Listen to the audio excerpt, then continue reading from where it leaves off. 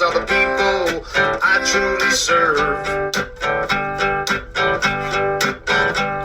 The root of all our evil, it begins with the Federal Reserve. Hey, yeah, well, let's go back in time when everybody was so proud of a man. I'm Tommy Salmons. This is Year Zero.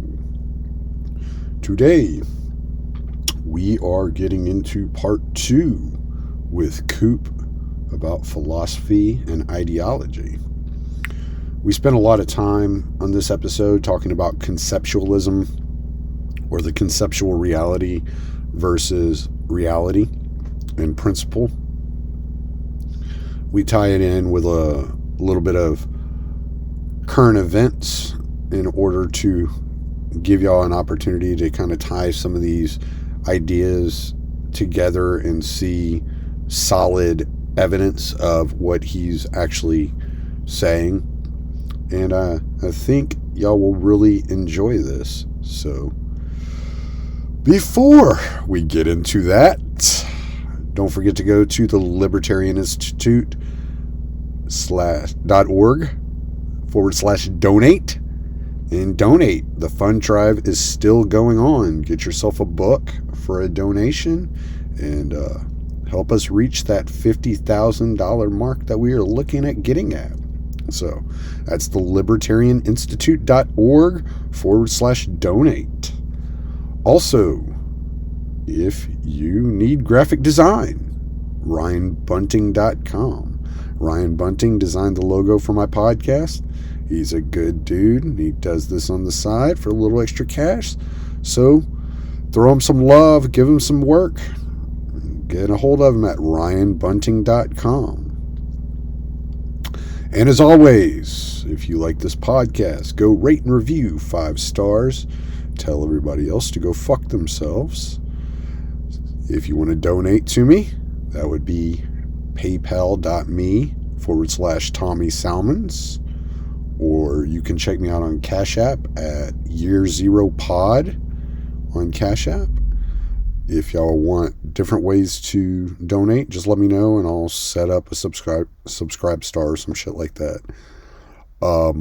And if you're not rating and reviewing me, if you're not donating to me, make sure that your favorite podcasters are getting 5-star ratings and you're donating. Help us all keep rolling and moving forward. We really appreciate all the assistance and all the appreciation that we can get from you guys. So that's what it's all about, man. Enjoy. All right, Coop. What's going on, man? Well, looks like a bit of the North reached down and touched you. Yeah, a little bit. So I guess we'll pick up where we left off, but with a little caveat. There's an open end there that anybody who has listened to this has probably been questioning, the whole religion aspect. So just a brief recap. I guess we're looking at concept as being an overused tool, and to the point where in the Greek society, the introduction of the concept started to overwhelm the consideration of reality due to relativity and subjectiveness, and that due to the ability of the aristocracy to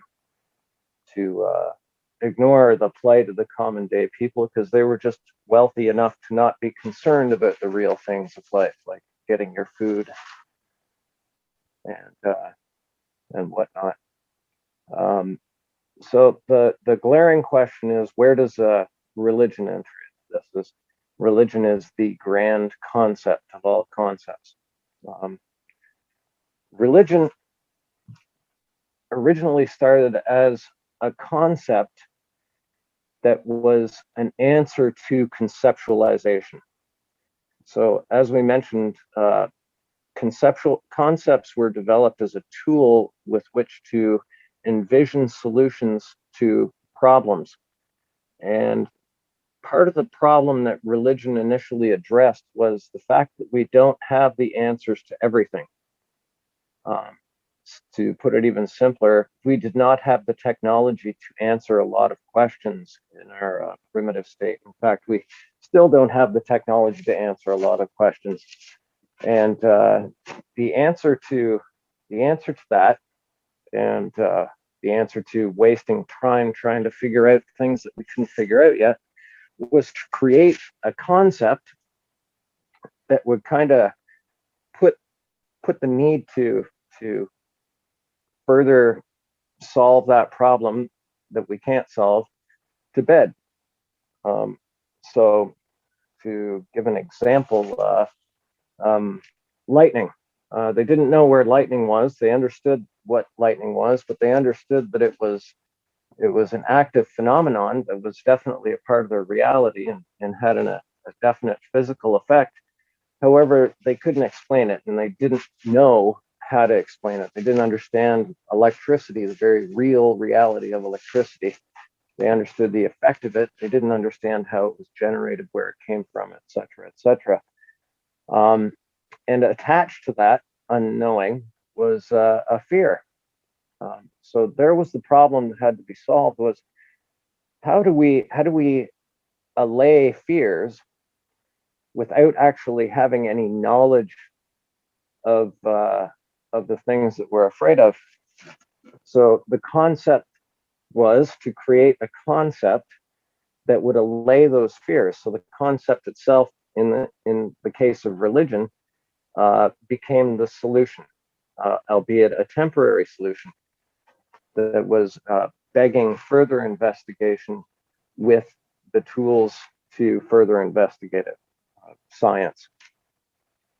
Now, in doing so, it was very quickly recognized that fear itself created an impetus with which to allow conceptual domination in a societal structure. So if people were experiencing fear, more specifically a fear of the unknown, a concept could be developed to allay that fear, and people would readily adhere to it. So it's kind of, in a way, it's finding a glitch in the firewall of reality for human perception.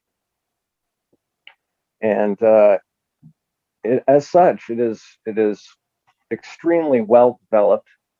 In fact, I think there's a part of our brain that was noted as being specifically evolved for the function of religious belief. There are several studies that correlate individuals that have specific mental illnesses like schizophrenia with having an extreme developed area or part of that brain, just as a note. So conjointly, as religion developed into a structured religion, as opposed to just a simple animist type faith, individuals that were purveyors of that concept of allaying fear started to gain status, and they became the priest caste. And the priest caste predominantly functioned in their status role as being the individuals that both created and allayed fears with a concept, an untestable concept. And the fact that it's untestable is the means with which that was maintained and is maintained. We still have huge vestiges of religion in the rest of the world, despite us being very Western centric and leaning more towards the rational side of thinking. However, have a different form of conceptualization along the same bents of religion taking grip in our society currently.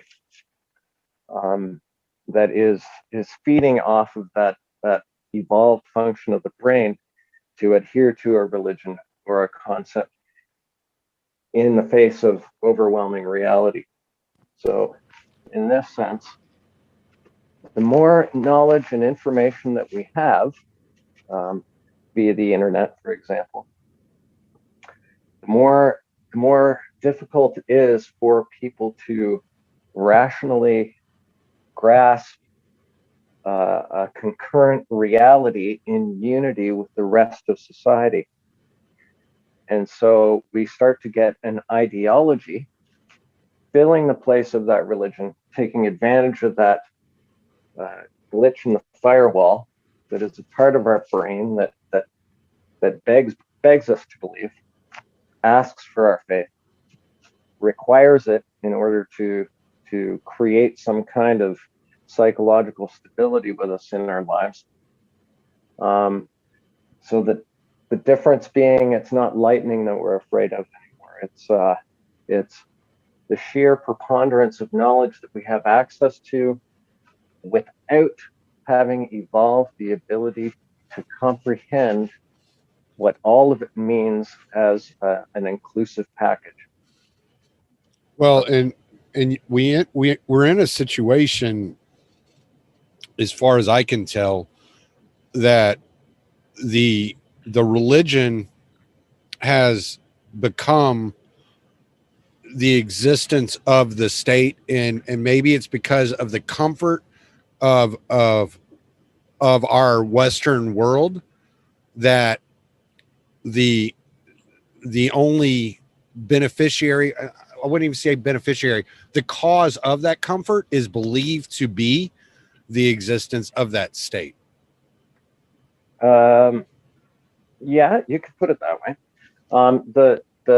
The comfort that we feel as a society is the result of the domination of concept over reality, right? Because generally food is not out there running around in the woods. Food is sitting on a shelf in a grocery store. We don't have work that is directly related to how we accumulate or take care of our basic needs. We have the interlocutor called currency.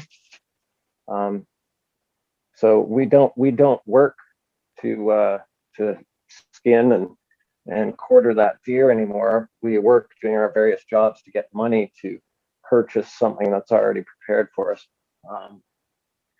So that comfort and the leisure time that comes along with it allows for greater intrusion of concept to dominate over reality. And, for the most part, it's not entirely that system that is responsible, right? Because, let's face it, if you've still got to work for a living, your concerns are still very much rooted in reality. But if you don't, and you don't ever have to be concerned about that, then your concerns are rooted in conceptualization. So if you have a condition where ideology is using that framework with which to direct human behavior, right, like religion, and you have a majority of people that are ascribing to the concept due to comfort, then you have people that are being, how do I put this, manipulated on a very basic level using the same mechanism that religion used, utilizing fear, utilizing providing an answer, utilizing providing a concept that provides everybody with the answers that they don't have, no matter how obviously unattached from reality it is. So you start to get, yeah, go ahead. Oh no, I was just thinking what you're describing. It placed in my head this is what you're seeing with what they're calling cancel culture, right? So those that are, for lack of a better word, worshiping the concept, the sophists are trying to get people to not pay attention to the truth because it challenges the concept. Therefore, it's challenging their religion, so to speak. Yes, you directly deny. It's easy to deny a reality that you're not attached to and replace it with a concept if the means for your survival is not dependent upon reality. So you'll have the sophisticated sense is usually attached to urban life, which is even another step removed from country life, where you might know the farmer next door, right? So you actually see some of the food that you're going to be eating growing in the field. If you live in an urban setting, right, your sophistication is a status marker, and that sophistication is your willingness to embrace a concept that to you has more influence on your status in your social circles than the reality does that you are thrice removed from. So, as far as it goes, when you have situations where people are detached from their reality in that way, and you create a set of complex concepts and form it into an ideology, and that ideology whispers sweet nothings into your ear all the time, convinces you that you're smart, you're sophisticated, you're deserving of the status that you have, and the reality of the situation reminds you that you are relatively weak, as you're not attached to how you accumulate your food. You're not attached to the tasks that you genuinely need in order to survive. And you have to recognize those things are subconsciously existing in your mind and eroding your confidence, whether you'd like to admit it or not. Right? Well, and this explains like a phenomenon that we've seen here in Texas with the outage of power, the food not being on the shelves, right? Yeah. There is a specific type of person that you can identify that is going to throw the wildest hissy fit and who are going to attack. You know, like they will attack the people there to get their power turned back on. They will yell at the manager of the grocery store about why they don't have any nice, big, thick, juicy steaks, right? Whereas people that are grounded in reality are just like, okay, this is what I got. This is what I'll do. This is what we can make happen. And this is what we're going to make work. And the people that are even more grounded in reality say, hell, I know a guy who's raising that beef. Yeah. Yeah. I'll trade him some carpentry work in the spring when he needs some barns fixed, and I'll get a couple of good cuts. Right. You know? Yeah. Yeah, but that's been something that I've been monitoring here the last few days. Are the stories that are coming out about the reaction that people are having to their electricity being out. You know, like just take my parents, for instance, their electricity was out for 24 hours. And during that period, like within an hour of their electricity going out, their generator went out. Well, my dad and mom didn't sit around and freeze to death or go lock themselves in a garage and start their car and die of carbon monoxide, right? What happened there? They made a fire in the fireplace. My mom sat in front of it. My dad charged up the phones. Then he took his phone, went into the garage where the generator is, flipped on the flashlight, figured out what the damn problem was, and fixed the problem. And okay, we got to call a service tech out later, but I can keep the damn thing running until everything's okay. And they made it through it just fine. Yep. And even that, with the power out, the mostly conceptualized sophisticates were detached from their conceptual confidence group. And this is something that has to really sink in, is that individually, concepts adhered to by people who are not valid fail the litmus test of reality.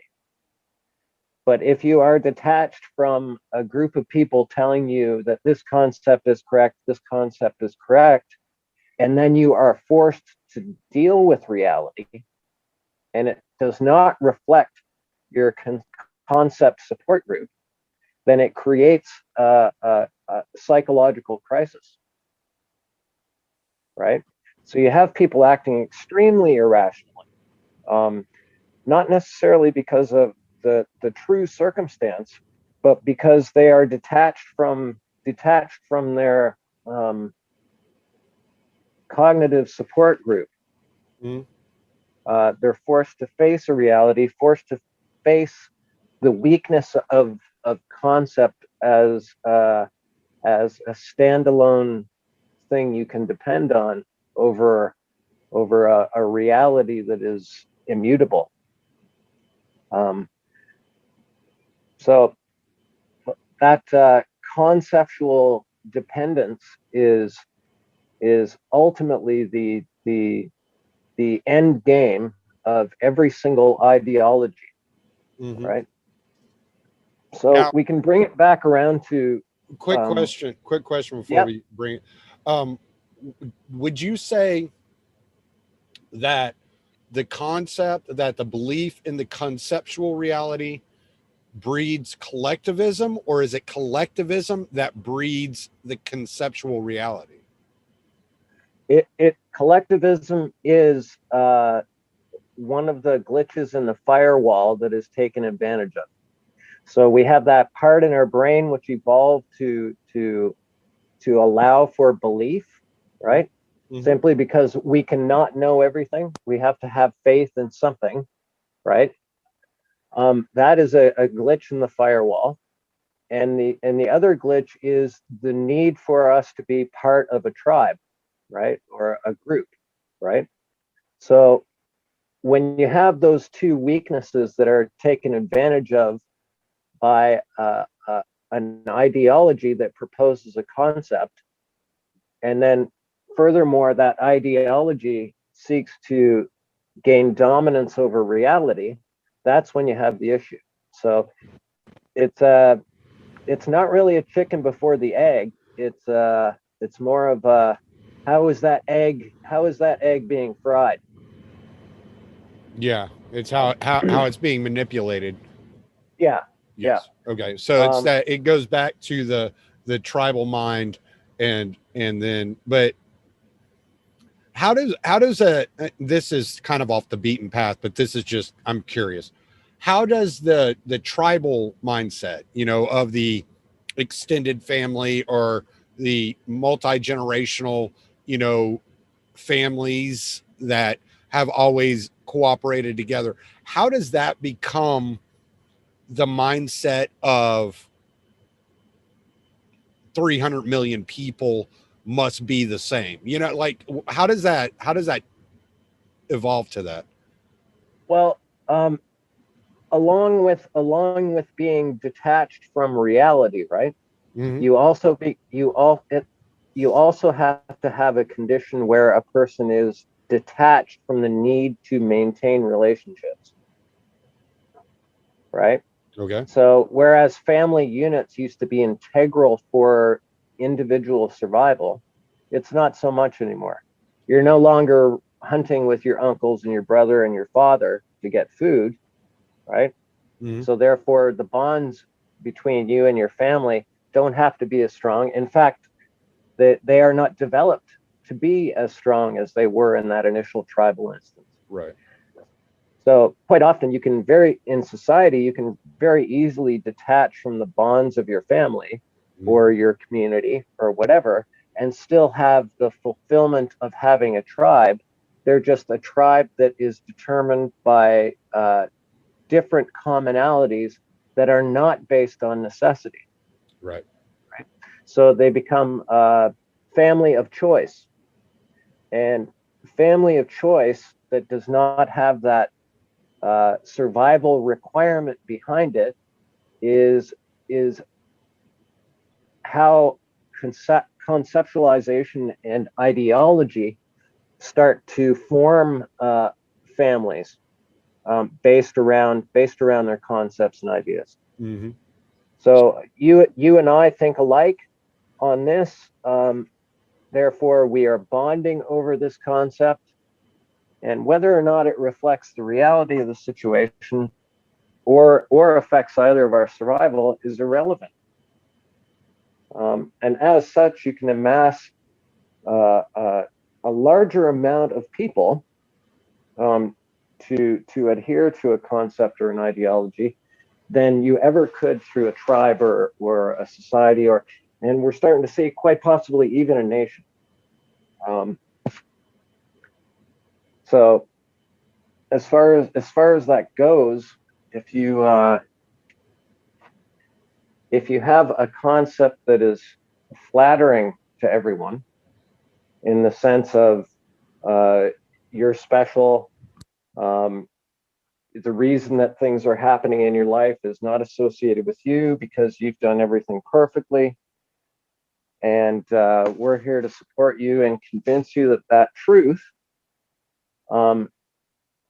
And having that belief in that concept doesn't really inhibit your survivability, then your ego is going to gravitate towards that message. It's the same function as a cult, ultimately, which takes advantage of all the glitches in the firewall that you could possibly imagine. It's a process that's been developed for a long time in human society. So if you get ideology appears at the same time as the challenge to the Greek society, in that, well, we have to go back and look at the structure of Greek politics, I guess, first. As it was formed, there were the politics of Greece around the time of the development of sophistry and Platonic virtues, was that you had different philosophical gangs, so to speak, and they would support actions based upon the principles of their philosophy. And it would be on an issue by issue basis. So over one issue, should we allow Thessaloniki to fish in Epirian waters, as a group of states? There would be the principled argument that no, because the Epireans need to fish out of those waters, and it's unfair to take from them what they may need to survive. And then there's the principle of, well, if we are a group of amalgamated states, if one is suffering, then what's the point of us even having an amalgamation? So you'd have those two principles as an issue go towards the politic for a vote.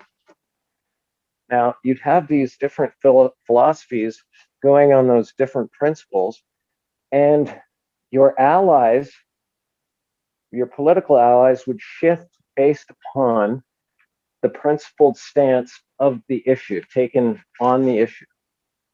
So somebody who you're against as a philosophical group, based upon a principled stance on one issue, you'd be allied with or against on another one that is completely separate, which meant that that decisions that were made were democratically based upon the strength of principle in the argument or in the issue.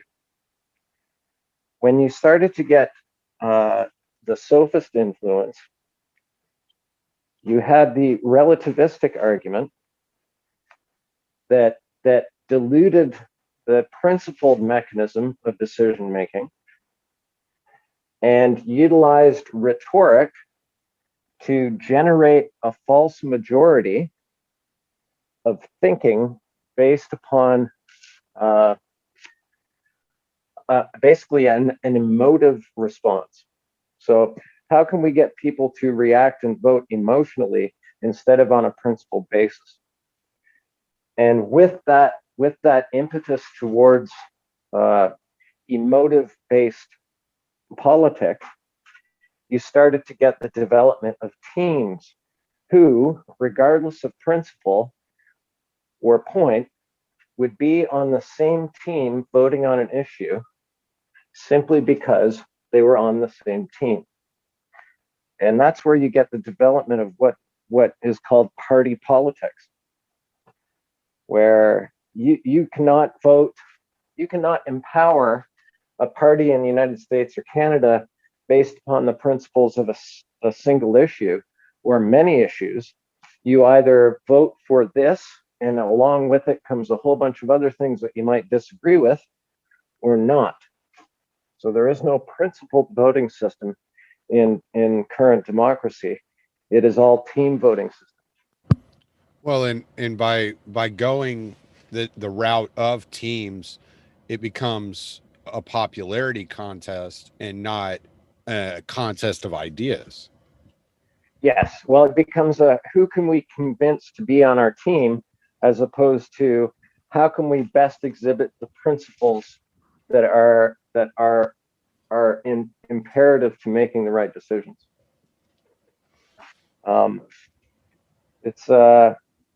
It's basically the beginning of ideological rule over principled rule, and that is the issue with democracy as it stands. Democracy was intended to be a system wherein the principle would gain dominance through the democratic actions and votes of the participants, not who can develop a bigger team. Yeah, and see, this is the reason that I found libertarianism and fled conservatism, because all I kept seeing was the selling out of principles in order to pacify a team or pick the lesser of two evils, right? And I was like, well, no, we have principles for a reason. There are principles there for a reason, and you root yourself in your principles and you don't give an inch. And by giving an inch, then you're selling the whole farm. Yes, and those are quickly shuffled off to the side when it's more important to be on the winning team than anything else. Right. And it should have been noted more rigorously throughout observing Roman history that that was going to be the case, and that it would ultimately, as it did the Romans, start to generate a collapse of societies working on that ideological democracy as opposed to a principled democracy.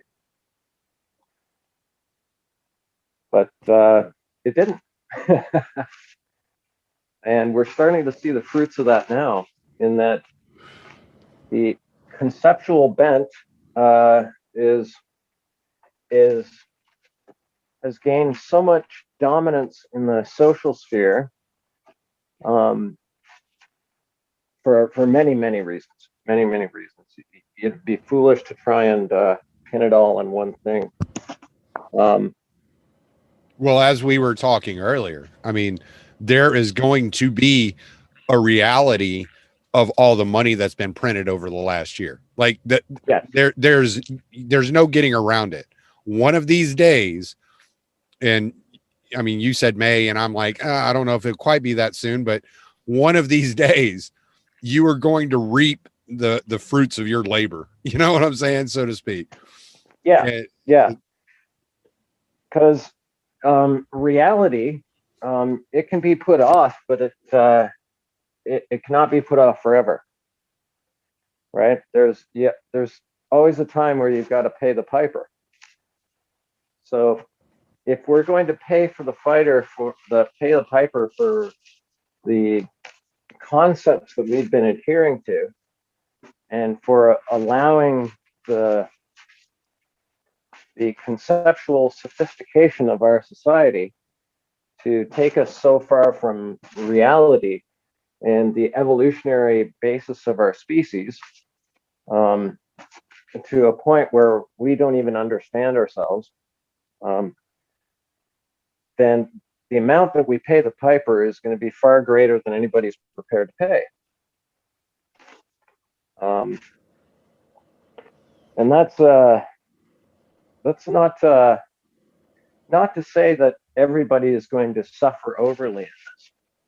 The unfortunate reality is that the people that are illest prepared for such a thing are the people that are going to bring this about. And the upheaval of being separated from the concept that you struggled for as it relates to reality, is going to create a psychological backlash that's going to be societally wide. I don't know how to describe it other than that same thing we were talking about, the angst of being separated from your cognitive support group because your power's out and you don't have access to the narrative anymore, and you have to face reality. And that happening in Texas with a lady screaming at a store manager because there isn't any steak. Imagine that on a nationwide scale. well, I mean, you can see a situation to where, places like New York City begin to cannibalize themselves. Yes. You Yeah. know, but I think the way I would describe it, because I think I understand what you're getting at, and maybe this isn't exact, so maybe you could correct me. But I think the way I would describe it is if you look at, David Axelrod's quote, "Never let a crisis go to waste," right? So the same people that are projecting the shadows onto the wall of the cave are going to be the ones that benefit when the concept actually crumbles. Well, here's the kicker: is they are only going to benefit if they can maintain control. But the fact of the matter is, they're riding a tiger, and typically the only thing that brings the tiger into the control is not a bureaucratic structure, right? So they might be pushing a crisis to the greatest extent to which they can take advantage of it, but there comes a point where they lose control of that advantage, and that is just human nature. And that's been shown throughout history too. When you get an extreme, uncaring bureaucracy that has been pushing concepts that are so far detached from reality, when reality snaps back, then what happens is the fear that we've discussed as being something that the concepts were allaying, the fear creates an opening for a strongman, so to speak. Mm-hmm. A strongman that is very rooted in reality. So the concept is no longer good enough to allay the fears. We need something very real to replace the concept. And the strong man steps into that place of something very real, right? And if you look at the collapse of the Soviet Union, right, where you had that, okay, well, we had an overarching bureaucracy that was based on concepts that were separated from reality, like communism, right? And then you had the collapse of that concept and a bureaucracy that was no longer able to control. Then you had Vladimir Putin step in as a strongman, very based in reality.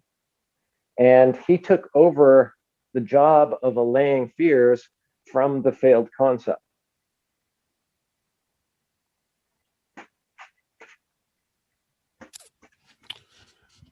So yeah, is there the risk of, and I think, okay, so I think this is what the left was afraid of with Trump. So I'm going to try to ask this as fairly as possible. Sure. Is there a risk of a strong man stepping in, rooted in reality, that is distracting through an alternate concept? Has that ever happened? Do we have any history of that? I think that ultimately what has to happen before that strongman can step in is that things have to go naturally beyond the control of the concept, right? And that's what I mean when I say when nature and reality snaps back, there isn't any control over that, right? There isn't any control over the effect. It's like extending that elastic band out to its fullest. You know it's going to snap, but you don't know exactly when, right? Right. Exactly when is dependent upon that rubber band and how much force you're pushing out, but you still don't know exactly when. Right. That part is beyond your control. It can certainly be recognized and things set in motion to create that environmental condition where there isn't any control. But to a certain extent, I don't think that it's intended, because I do think that the people that are conceptualizing things and bringing society to heel to the concept as opposed to the reality have absolute faith that their concept is the inheritor of reality. And therefore, they don't recognize the potential that their concept is failing or is going to fail. So they're such true believers in the ideology that any concept that benefits the ideology is sure, they, at least in their mind, they are sure is going to be beneficial to all of society, or going to at least be beneficial to themselves. Absolutely. Okay. And here's the thing with ideology that kind of separates it from a principled way of thinking, right? Is an ideology comes at you under the guise of principles. And then what it does is it slowly gives you allowances or circumstances in which it's okay to circumvent those principles. So if you looked at the Bible, for example, right? If you have a Reformed faith with Jesus Christ taking the helm, he says, thou shalt not kill. Even God, thou shalt not kill. So let's just stick with that. Before the Reformation of Christianity, you have a God saying, thou shalt not kill. And then later on, that same God says, thou shalt not kill, but here are the exceptions. The Philistines, you can kill them. Yeah. That's what ideology does. Ideology goes, yes, we're nice and fluffy and principled, except for the people that don't believe the ideology. You can kill them, Yeah, yeah. I and mean, that's okay. you can look at the story of Samson, and how he was praised for tearing down the cathedral, or the whatever it was, onto the heads of the Philistines. Yes, You yes. know, But you can see its modern parallels right now, yeah, right? yeah, punch a Nazi Very, type deal. yeah, very easy, very easily. You know, um, and that's the thing. I'm not I don't ascribe to complete nonviolence, right?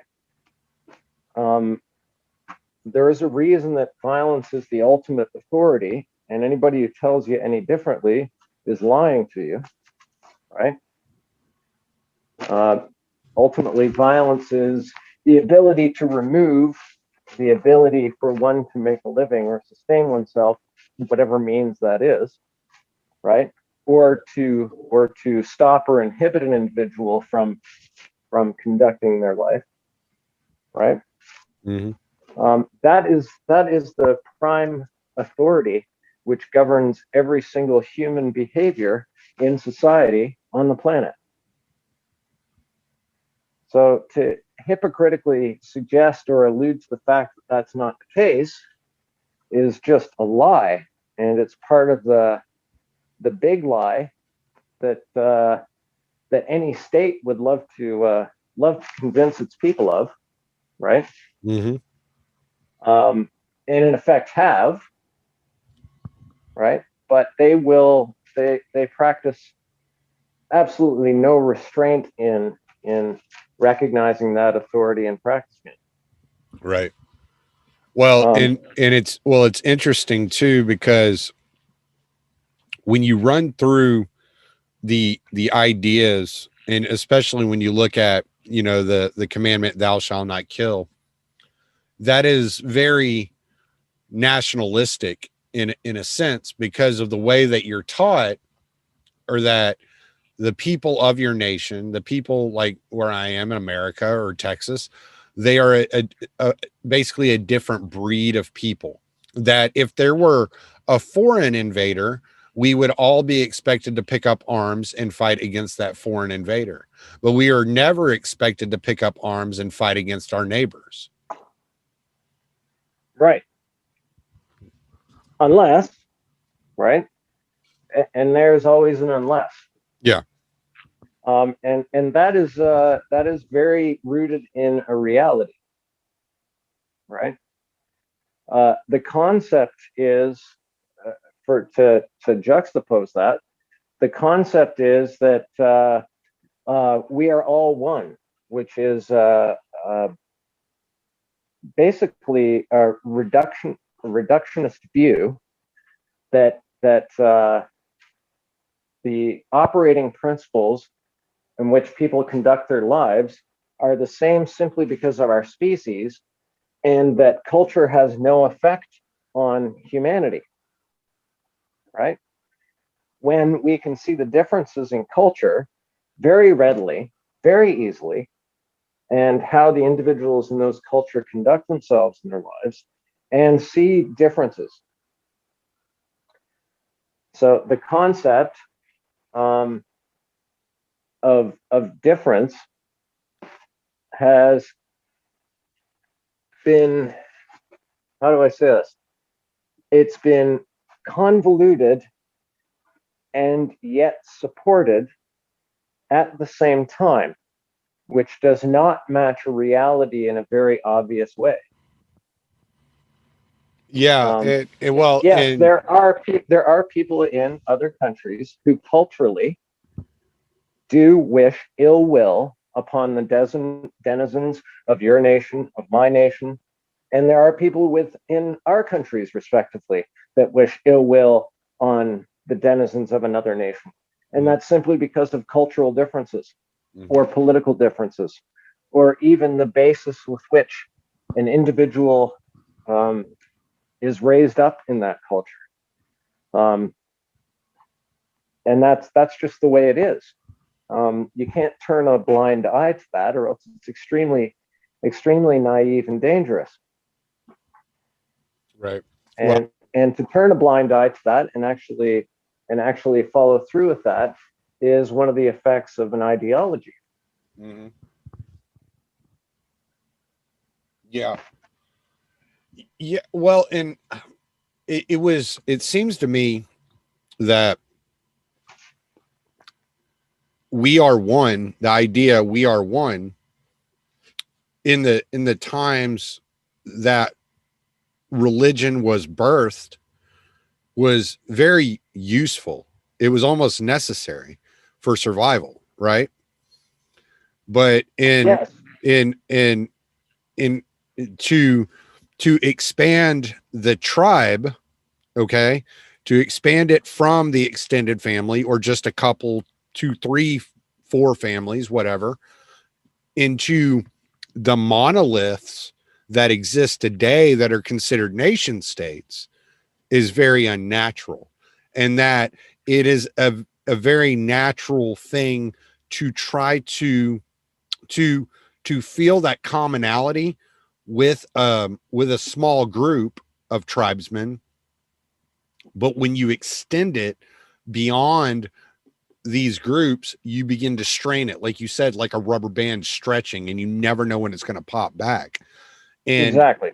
And so it breeds how many different types of cultures. I've been one to say that it's obvious that the culture of Beaumont, Texas, 20 miles down the road from where I live, is not the same culture of New York City. I mean, it's just an obvious thing.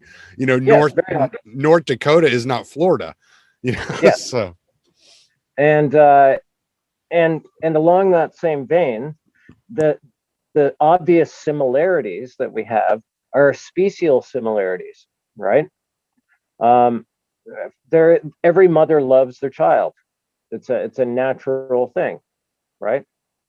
But not every mother is going to direct their child to make the same choices. Those are going to be an effect of enculturation, right? So the similarities are the same as the similarities between what can I say? They're more of an effect of region than anything else.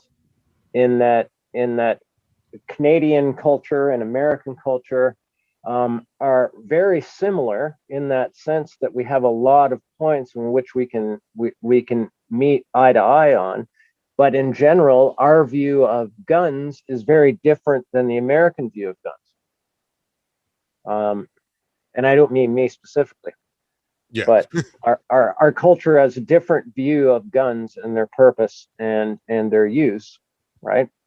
And that's a big cultural divide, but it's not something that is a cause for ideological alarm, so to speak. Mm-hmm. Whereas if you look at religious differences between every single country that practices a major religion, those are divides in practice of principle based upon religious enculturation, and those are far more difficult to overcome or meet in the middle with, and to ignore them is only going to increase the tension on that rubber band. And you can see the tension in something that's not even remotely associated with that, even within the political divide in the United States. You have an immense number of points of commonality in the United States, but there are ideological differences that are creating that tension in the rubber band. Now, if you take that and expand it out into differences of religion and cultural differences and the way one looks at their place in society, the difference between the Chinese culture under the Communist Party and American culture in Texas, for example. Mm-hmm. To simply ignore the differences is to weaken both the response, right, and the potential good relationship that can be had, right? Because it's not looking at the reality of the situation, it's looking at the concept of it having dominance, right? Yeah. So you have a conceptual domination in a world where people aren't attached to the realities of their life, and the ability to corral all individuals under the blanket of a concept, or I should say enough individuals under the blanket of a society, of a concept, hits a threshold where it breaks a society. As I said before, like the people that are living under the concept are very mindful of the fact they depend upon the people that are living in the reality that is outside of their concept. And it definitely, what's the word I'm looking for?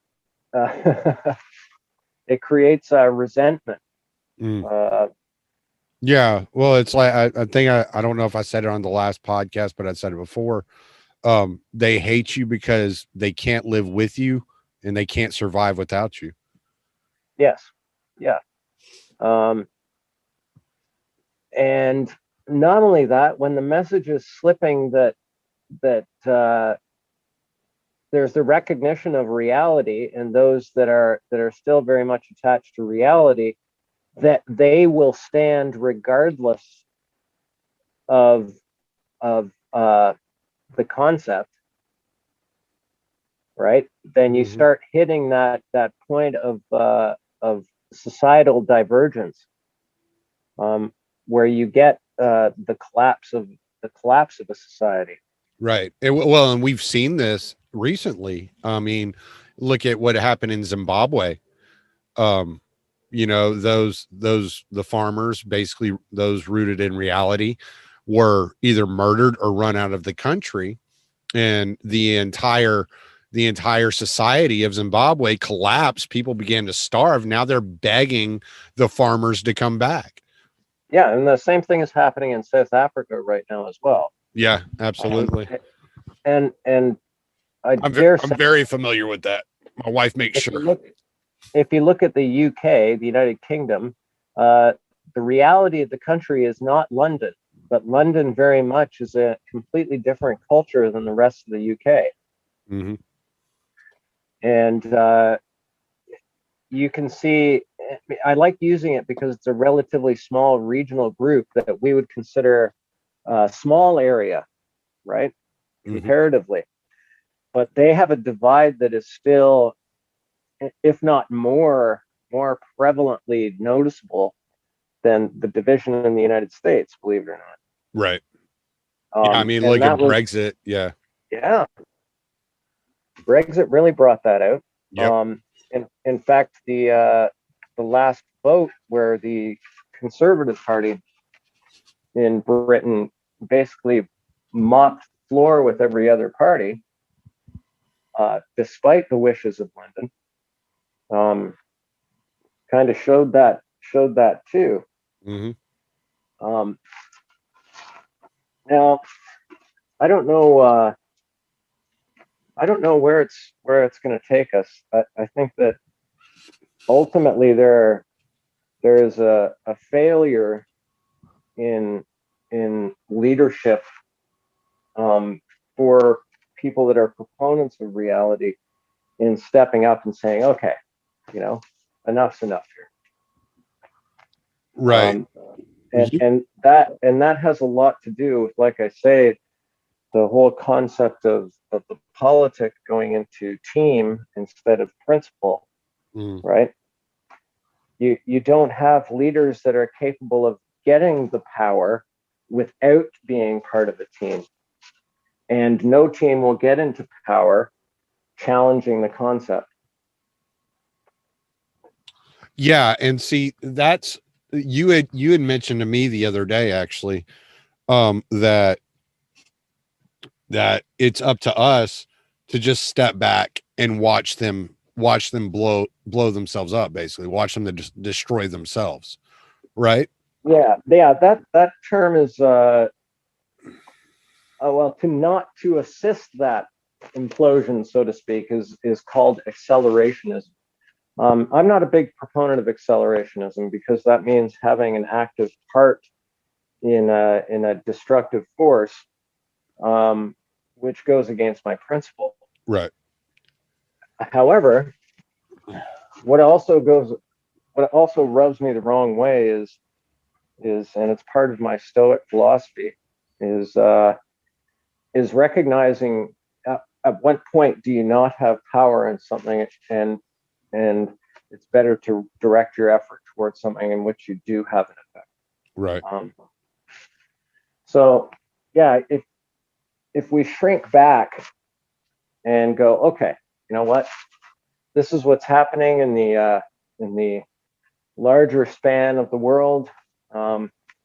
Whereas before I could feel like I have a voice, it's quite obvious that I don't. I can see what's going to happen in the larger sense, but that doesn't stop me from affecting things within my sphere of control, or my sphere of power, so to speak. Right. And that I have to bolster that within my sphere of effect so that it can weather whatever global storms are about to happen. Yeah. Well, I was just going that, to I was going to actually bring up an alternative, which a lot of people I know a lot of people that have this view, and I'm kind of part of me has this view, and then part of me is like, I'm just going to sit back and watch it, like whatever. But some people feel like it's important that those of us rooted in a solid philosophy that have conducted ourselves in a principled manner, that continue to get kicked and beaten and just spat on every which way, that it is up to us to create our own concepts to combat those concepts that rule our lives today. right. Well, that's interesting. So that's gonna basically address why I'm not on social media. It's going to address why I only speak of these things with very close friends, and that this is the first time I've made any effort to put it in what I have to say in the public sphere. Mm-hmm. Is that when you create the concept and you set it free, you're no longer responsible for where it goes. So even in generating concepts, right? Mm-hmm. You could potentially be planting a demon seed.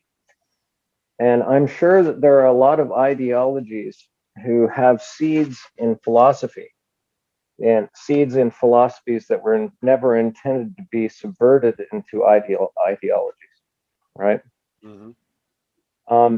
I think that instead of creating our own concepts to combat it, we let reality do the combat.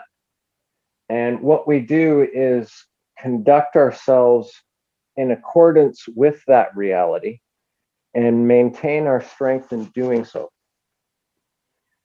So, yeah, as everybody else is losing their shit, we'll be confident. Well, you'll be confident, and then you will eventually become a leader because of the confidence that you are portraying. Yes, and more importantly, a leader that did not seek leadership. Right. Yeah. Yeah. People chose to follow you as opposed to you. Well, even better would be people chose to follow my actions with their own actions as opposed to follow me. Right. Well, yeah, because leaders, as far as, I mean, my dad always told me this, you lead by example. Yeah. Yeah, you lead by example. And you know, it's I always say it's not power that corrupts. Ultimately, it's corrupt people that seek power and tend to get it. Mm. You know, Yeah. Nobody with a degree of humility ever seeks to have a greater effect on the world than than that which is most important to their own sphere of influence, right? Yeah. When you set out and say, oh, I can make this better for somebody that I don't know, then you've got a problem already. Yeah. Yeah, I can see that. Yes. that is slightly narcissistic. It is. And I hate to say this because I have a lot of friends that write. Writing is one of the most narcissistic things you can do, because you have to have the confidence to believe people want to hear what you have to say. Podcasting too. Yes, and there's absolutely nothing wrong with having that little bit of narcissism. Yeah. If you've thought through what you have to say. Right. Yeah. Right. Yeah, no, I've been writing since I was 13, and I've always said that. I've always said there's a certain amount of narcissism to actually putting my thoughts down on paper, because then I actually have to believe that it's worth reading. Yep. Yeah. But if you're willing to take responsibility for your output, then all the power to you. Well, right? you take responsibility for your output, and then make sure you're willing to take constructive criticism, and also, don't get upset if no one cares. Yeah. In fact, expect that nobody does. Right. There's a hell of a lot of freedom in that. It's going to give you more genuine output than thinking that the world's watching. Right. Absolutely. Absolutely. But okay, so when these concepts have been constructed, right, and they've taken root, as we see in modern times, and this has happened historically. I mean, you keep going back to Greece, and so I know that that's a very close subject to your heart. You talk Rome. I mean, we see it, like you said, Soviet Union, Mao's China.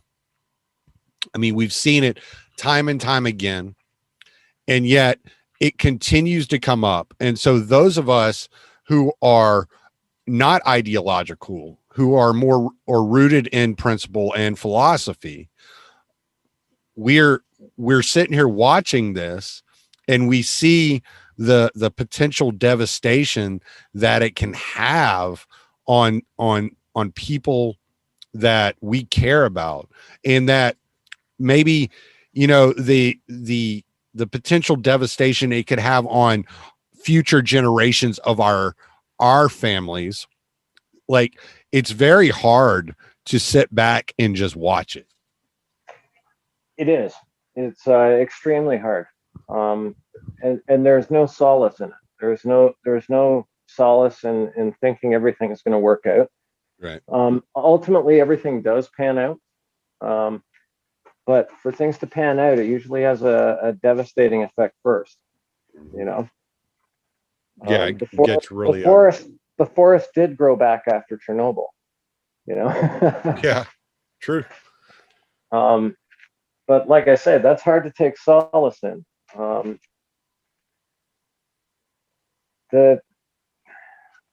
I can't really give any optimistic output,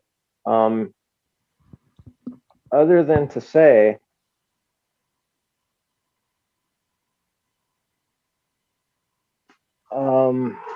geez, I can't really give any optimistic output on that. There are going to be a lot of people that still have a level head, right? There are still more people attached to reality, that aren't fanatically invested in the concept. That it might just be a fart in a whirlpool. They just reject it outright, and cities like New York and Los Angeles tank because they are too detached from reality.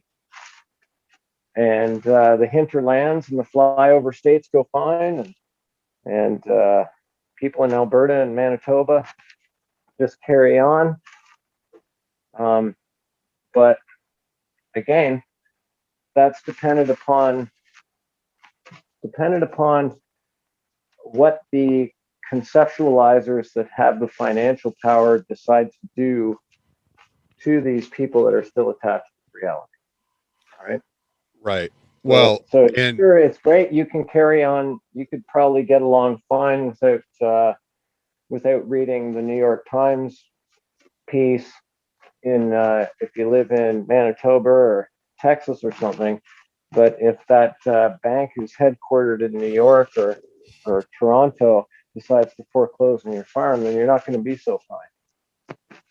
right. And one of the things I've often said, and I never tied it in as in depth as you have to conceptualization and ideology and philosophy. One of the things I've often said is it's up to those communities rooted in reality to secede and to break apart. Yeah, Yet, to minimize the potential negative effect. right. Ultimately. Yes. Yet these people, those conceptualizers, those that have the time, that have the money, have no doubt already began to consider, okay, if these people want to break apart, if they want to leave our sphere of influence, how can we continue our sphere of influence without them knowing? So absolutely. they've problem solved this. This is not, an absolute 100% guarantee way to solve this problem. Absolutely. There's a reason that there are think tanks in Stanford. There are think tanks in the Fraser Institute. In the UK, it's the Tavistock Institute. All of these are basically think tanks to determine potentials for human behaviors in fluid environments that go to extreme situations. So if A happens, then B is logically going to happen, and our response should be C based upon running through this scenario 5,000 times. Right. And that is the case. However, we have to go back to that good old reality of authority and what authority is rooted in. It's fine if a bank forecloses on your farm and they're headquartered in some big city, right? Mm-hmm. But simply putting in a paper that you've been foreclosed on is not the same as actually seizing the actual property, right? Mm-hmm. Because the authority to seize the property is rooted in the capability of meting out violence in order to carry out the process. Right? Yeah.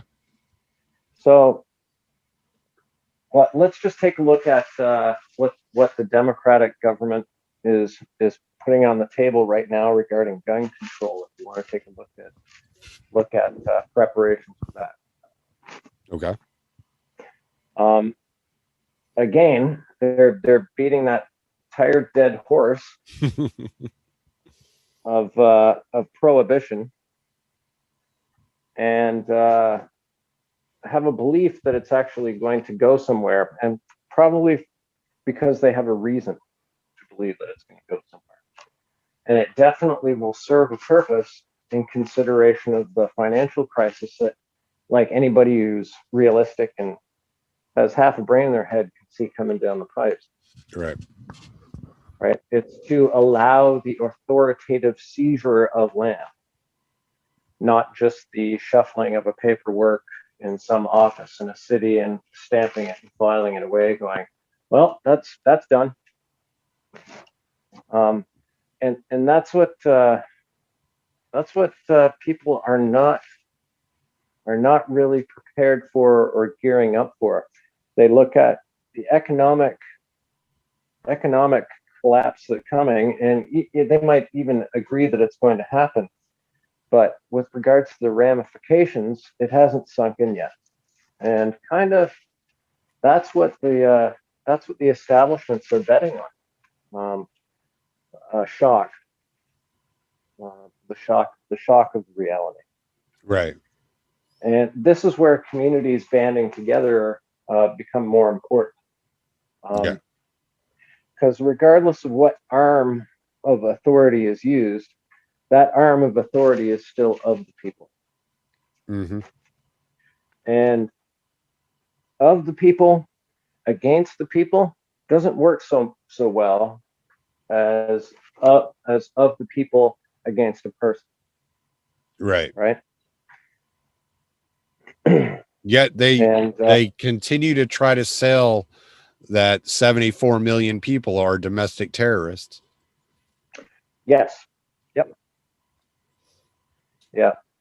Very sad. Very sad. Yeah. So the way I don't know if I believe that this is the reality of what they're doing, right? So, and what I mean is, part of me believes that a lot of what we're seeing in front of us is just a carefully constructed narrative that is to distract us away from what is really happening. And that Right. I don't think they believe that gun control will work. Like It's not whether or not it works, right? It's whether or not there's a justification, right? Like historically, it's called a casus belli, okay. or a reason to go to war. So nations would establish a casus belli, such as a diplomatic insult or a trade conflict or something, relatively insignificant, Mhm. as a rationale for going to war, so that they could levy troops amongst their people, right? Mhm. And it didn't necessarily have to be hinged on anything impactful or meaningful, but you still had to have a casus belli to go to war, or else you wouldn't have the support of your people. Right. So if gun control is brought in and instituted, then there is a reason to stomp all over the Constitution. That the media, that a large portion of the country will think is just fine and is a reasonable justification for transgressing on the Constitution. And that's all that's required. It's not whether or not it's effective, it's whether or not it's useful as a casus belli. Because I know, okay, so one of my favorite quotes that I heard a guy say one time was that if the only time you are willing to pick up arms against the government is if they threaten to take your guns, then they don't have to take your guns. Yes. Yes. It means that they've already assumed the structure. Right. Right. So basically, the gun control is the idea that so many people adhere to the authority, even though they have the means to fight that authority. Yes. I can say relatively confidently that the simple fact that Mr. Biden is sitting in the White House, that was the kill shot already. That was the test to determine the fortitude of Americans regarding how many are real with regards to being stalwart in their rights. Yeah. Well, a buddy of mine has a podcast, and he was talking to a guy the other day on his podcast, and he was talking to a veteran, and he asked the veteran, he said, if you saw military and fencing surrounding a capital in any other country that you were shipped into, what would you think? And he said, I would think it was an illegitimate government, Yeah. and that's exactly the case. That is the case. It's a it looks like a junta. Yes. Yes. And again, I think this is just a part of the establishment of the casus belli, right? Yeah. If we can justify the demonization, right, Mm-hmm. and then justify disarming these demons, then we have enough of a support of the population to overwhelm the Constitution and its part in the country. Yeah. And the evidence that you're going to get a weak response to all of those moves after the fact was how the various institutions handled the election. Clarence Thomas, I think, just came out saying it was a huge mistake for the Supreme Court not to take up the case. Yeah. And I think Clarence has kind of seen exactly what that means. But of course, he's going to be far more, how shall I say, diplomatic about what he says. Yeah, the way he approaches it, I'm sure. Yes. But well, we're over an hour. Where do you want to pick up next time? Next time, let me see. We kind of got into current events this time, so we did. We kind of got into current events. I don't know. You know what? I'll get back to you. All right. There's a few things, and I want to see what it can tie into this. It's a little more meaty now that we've gotten into it, and I've got a bit of the footwork down. Yeah. Well, people are going to be able to. They've gotten a couple of sound bites out of us, and they'll be able to get, pick up where they left off next time a lot easier. I had a thought. I think we're going to talk about society and how population metrics affect the greater politic. Oh, there you go. Sounds good. Because that feeds pretty well also into some relevant events that have been happening in a current situation that the politic is very afraid of, and it has to do with how many unemployed and purposeless young males there are in society. Oh man, yeah. And I just read a story the other day that was just devastating about a boy in Texas, 12 years old, that hung himself. Big problem. Because of not going to school and stuff, and not having that interaction with his friends. So I think, that's a really good subject to touch on. All right. Well, let me just stop this recording. All right.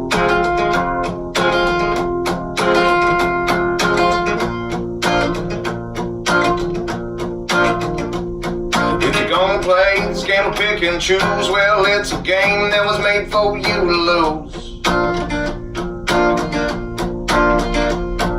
It doesn't really matter how many times. It's the same old worn out stories, same old lines. They're all pointing dirty fingers in hypocrisy, bragging on their feats of mediocrity again. Never really making any kind of change, but they keep on getting re-elected, and I find that strange. And that's why I say fuck them, don't feed them, cause we don't even need them. I never celebrate the tyrants out of taking our freedoms. Yeah, I said fuck them, don't feed them, cause we don't even need them. I never celebrate the tyrants out of taking our freedoms. What's it gonna take for you to see that we're living in a rigged democracy? People stand in line for the things that they've been choosing, paying no attention to the rights they keep on losing. But they all gather in the rallies and they chant their names, on goddamn well that it's all gonna be the same. years of war and taxes, 4 more years of them grinding down their axes. And that's why I say fuck them, don't feed them, cause we don't even need them. I never celebrate the tyrants that are taking our freedom.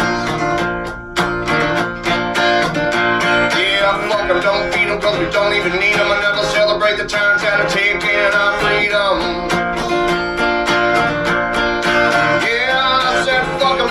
Cause we don't even need them. We'll never celebrate the tyrants that are taking our freedom. Fuck them, don't feed them, cause we don't even need them. We'll never celebrate the tyrants that are taking